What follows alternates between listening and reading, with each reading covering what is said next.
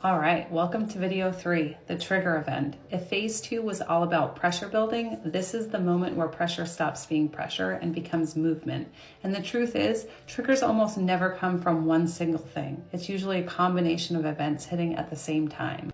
The first trigger, a sharp move in yen. The yen is key. A fast move in yen, especially if USD JPY breaks below levels like 138 or 135. This forces carry traders to unwind positions almost immediately. They don't get to wait. They have borrowed in yen, so if the yen strengthens too fast, their positions flip negative. That's when selling starts across global assets. This is the same mechanism we saw in 2008, 2015, and during the mini unwind in 2020 and 2022. If yen volatility spikes again, that's trigger number 1.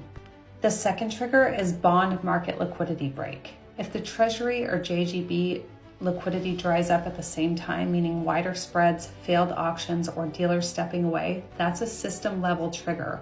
Why? Because bonds are collateral layer. The collateral breaks, funding costs shoot up immediately. This is exactly what happened in the UK gilt crisis in 2022, and it forced an emergency reversal.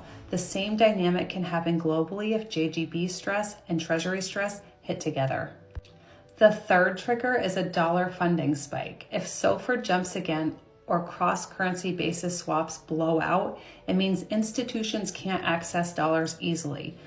When dollar funding dries up, leverage positions unwind and global liquidity contracts. That's how you get fast moves across FX, equities, and bonds simultaneously.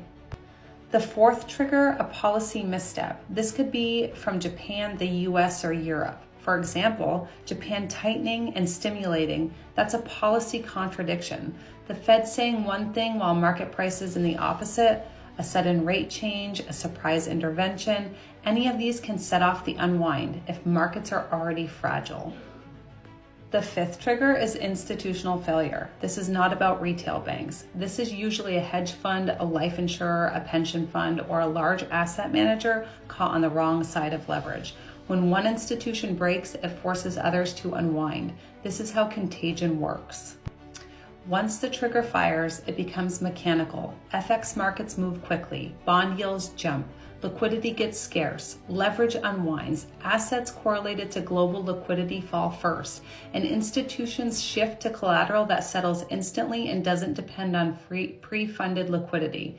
This is the moment where settlement efficiency matters more than price volatility. Triggers don't increase utility by themselves, but they force institutions to use faster